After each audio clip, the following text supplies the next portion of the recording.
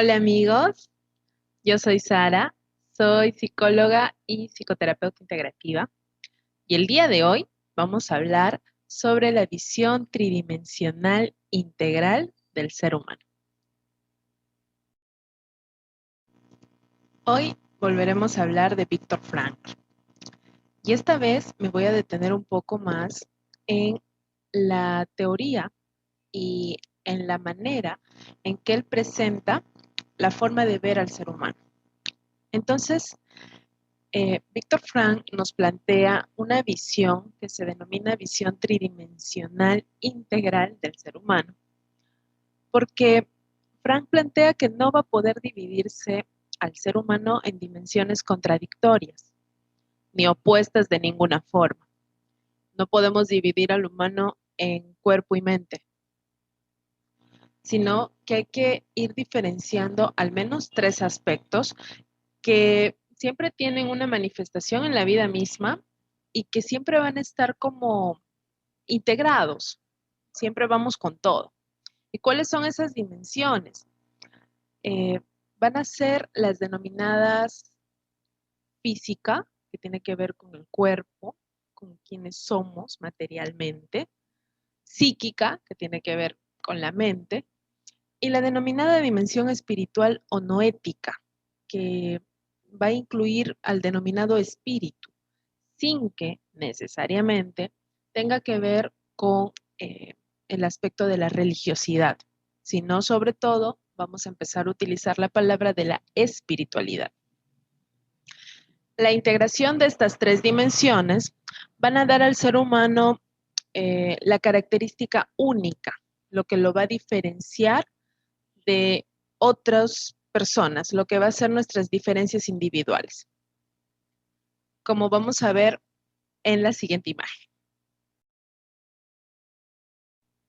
Entonces, nos vamos a dar cuenta que el ser humano es una unidad integral inseparable de las dimensiones física, psicológica y noética o espiritual en relación con el mundo. Entonces, Frank va a plantear la mirada a este aspecto espiritual que otras teorías biologistas o psicologistas no consideraron. A pesar de que no se centra solamente en el aspecto espiritual, también se va a considerar que esta dimensión es la que puede unificar e integrar a las otras dos. ¿Por qué va a ser eso? Porque la dimensión espiritual se va a decir que trasciende lo psicológico, trasciende lo físico. El ser humano es un ser indisoluble.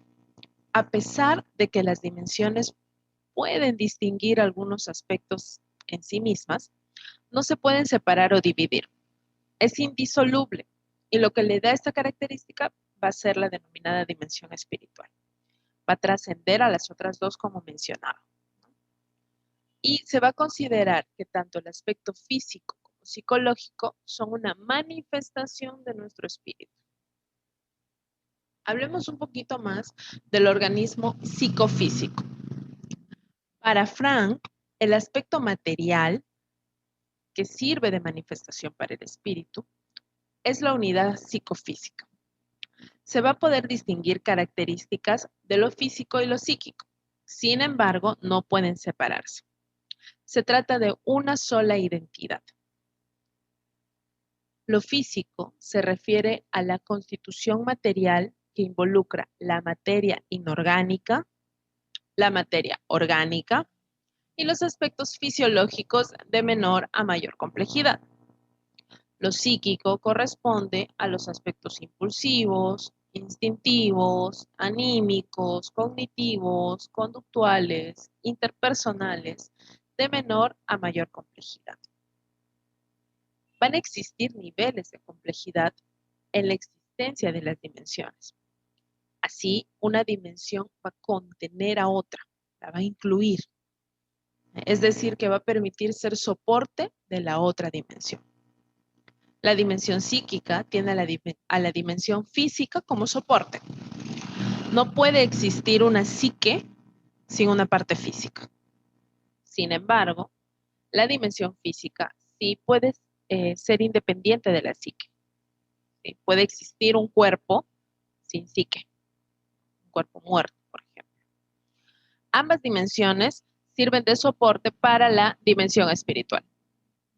¿Y a qué nos referimos con dimensión espiritual? Bueno, más o menos a qué se refiere Frank. Va a ser considerada la dimensión espiritual como la dimensión específicamente humana, donde se va a encontrar las posibilidades, el ideal, la espiritualidad del ser humano. Esta dimensión permite al humano acceder a capacidades como la autorreflexión, la trascendencia, el autodistanciamiento, la libertad de voluntad, la libertad de sentido, los valores, el sentido de vida. Frank parece plantear la idea de que esta dimensión alberga la esencia del ser humano, aquello que lo hace humano y único en sí mismo. La dimensión espiritual depende del organismo psicofísico para expresarse. Por lo tanto, se va a hablar de una especie de espiritualidad encarnada, una espiritualidad sentida en el cuerpo. Solo mediante la dimensión psicofísica se podría tener de alguna forma acceso a la dimensión espiritual. A pesar de que lo espiritual depende de lo psicofísico para su existencia y su manifestación, mediante la característica de libertad, la dimensión espiritual nos va a permitir oponerse a algunas condiciones psicofísicas, mediante la capacidad de la oposición del espíritu. Así, el hombre puede oponerse, rebelarse, ir en contra de lo social, de lo físico e incluso psíquico en sí mismo. Por eso existe la capacidad, por ejemplo, del autocontrol, de permitirnos explorar diferentes tipos de opiniones, de paradigmas, ir en contra incluso a veces de nuestras propias discapacidades, enfermedades, darle un sentido a nuestros dolores, al sufrimiento, gracias a esta capacidad de oposición del espíritu. Me manifiesto a través del cuerpo, me manifiesto a través de lo psicológico, pero tengo la voluntad de elegir cómo manifestarlo, de elegir si acepto, de elegir si sigo un camino también. Otro de los aspectos que plantea Frank tiene que ver con la ontología dimensional. Acá hace referencia a la explicación geométrica que realiza Frank para aclarar que la persona no puede dividirse ni entenderse parcialmente. Entonces nos vamos a encontrar con dos leyes. La primera es la ley de proyección. Si un objeto tridimensional, como el ser humano, se proyecta en un plano bidimensional, solo se va a obtener una proyección del objeto original, es decir, el objeto va a estar incompleto, como podemos ver en la siguiente imagen. Si consideramos a las proyecciones como la totalidad del objeto, estaríamos reduciendo y parcializando la comprensión del ser. Así, en aspectos humanos, tratar de entender al ser humano con explicaciones biologistas, psicologistas, sociales, exclusivamente, no permite la comprensión de la persona integral. Algunas cosas que nos ocurren, por no decir todas las cosas que nos ocurren, no tienen una sola causa lineal, son multifactores.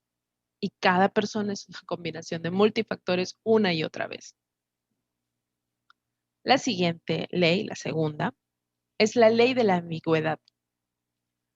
Si varios objetos son proyectados en una misma dimensión, pueden dar imágenes iguales o similares, a pesar de ser objetos diferentes. En los seres humanos, puede generar que generalicemos la comprensión de la realidad humana y que incluso propongamos soluciones a algunos problemas teniendo esta mirada en general y pasando por alto las individualidades. Por ejemplo, como abordaje farmacológico de las enfermedades, considerando que toda enfermedad solo se va a curar con un medicamento farmacológico, sin tomar en cuenta los aspectos psicosociales e históricos de la misma enfermedad. O cuando clasificamos a las personas por raza, por clase, considerando características generales sin tomar en cuenta nuevamente las diferencias individuales. Entonces, esta ley más o menos se graficaría como en la siguiente imagen. Para comprender un poquito más lo que nos plantea Frank, les sugiero que puedan revisar el video sobre las 10 características esenciales de la persona humana que publiqué hace algunas semanas. Les voy a dejar el link en el primer comentario y si desean me van contando qué les parece, cómo va este planteamiento para ustedes, consideran que se atina, no se atina. Hay mucho por explorar posiblemente. Cada persona es un universo infinito a descubrir, a profundizar, a potencializar. Les agradezco mucho su atención. Nos estaremos viendo la siguiente semana con un nuevo video. Estoy atenta a sus comentarios, a sus dudas. Y si tienen propuesta de algún tema que quisieran explorar juntos, me avisan y lo vamos armando. Muchas gracias.